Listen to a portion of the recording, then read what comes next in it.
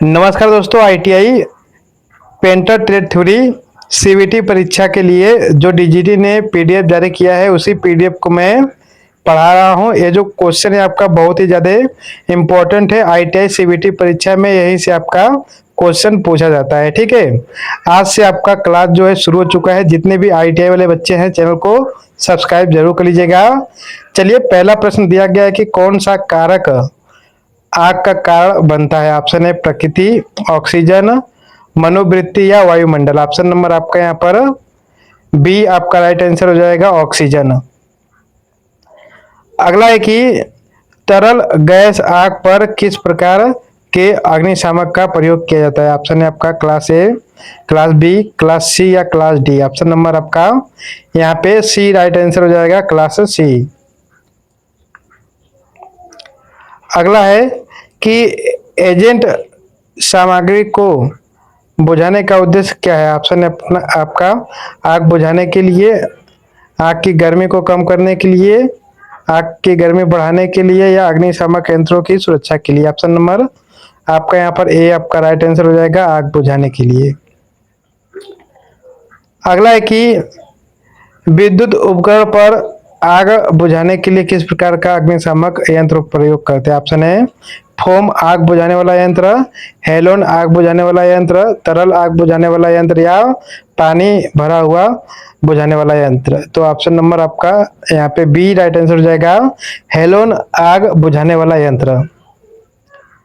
अगला है कि प्राथमिक चिकित्सा का मतलब क्या होता है। ऑप्शन है आपका यह आपातकालीन चिकित्सा उपचार है, या यह एक तत्कालीन जीवन रक्षक प्रक्रिया है, या यह व्यवस्थित चिकित्सा उपचार की प्रक्रिया है, या यह किसी भी घटना से पहले चरण में अकेले होने वाली प्रक्रिया। Option number B right answer हो जाएगा, यह एक तत्काल जीवन रक्षक प्रक्रिया है।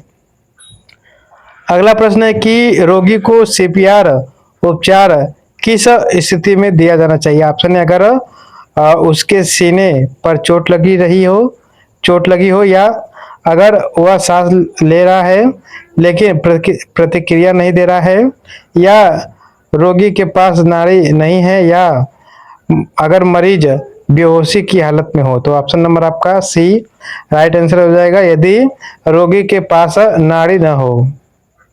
अगला है कि सदमे से पीड़ित को तत्काल प्राथमिक चिकित्सा क्यों दी जा सकती है। तो ऑप्शन है आपका यहाँ पर कौन सा दिया जा सकता है आपका तत्काल प्राथमिक चिकित्सा। तो ऑप्शन है आपका पीड़ित की श्वास स्थितियों की जांच करें, या आपका अच्छा वायु परिसंचरण और आराम रखे, या रोगी को गर्म और मानसिक आराम पर रखे, या तत्काल चिकित्सा की तलाश करे, या उसे अस्पताल ले जाए। ऑप्शन नंबर आपका बी राइट आंसर हो जाएगा, अच्छा वायु परिसंचरण और आराम रखे।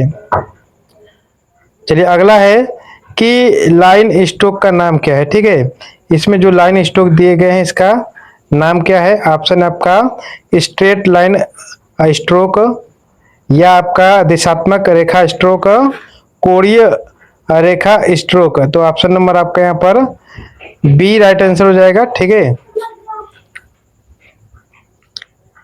अगला है कि पतली रेखा का संकेत क्या। ऑप्शन है निंदा, शक्ति, भंगुरता या विकास। ऑप्शन नंबर आपका यहाँ पर सी राइट आंसर हो जाएगा, भंगुरता। अगला प्रश्न है कि इंजीनियरिंग ड्राइंग में किस पेंसिल का प्रयोग करते हैं। तो ऑप्शन है आपका HP, 2H, 2B या B। तो ऑप्शन नंबर आपका बी राइट आंसर हो जाएगा, 2H।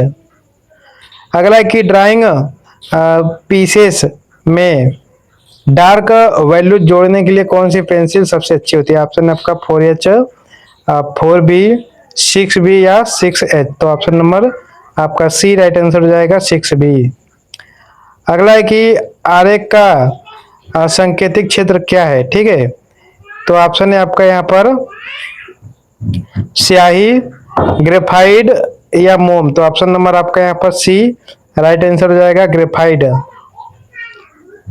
अगला है कि तेल के रंग के साथ पेंटिंग के लिए किस सतह का प्रयोग करते हैं। ऑप्शन है चित्रकारी कागज, माउंट बोर्ड, कैनवास या हस्त निर्मित कागज, option number C right answer हो जाएगा कैनवास।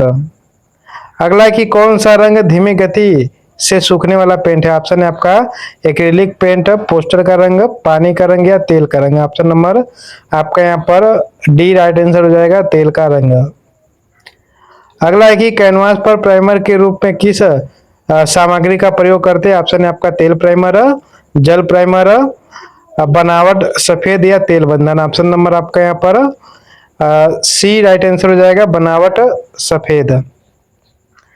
अगला है कि चित्रकारों के दिमाग में एक विचार या इमेज को व्यक्त करने के लिए क्या प्रयोग करते हैं। ऑप्शन है राइटिंग का, स्केचिंग का, अभिनय का या नृत्य का। ऑप्शन नंबर आपका बी राइट आंसर हो जाएगा स्केचिंग।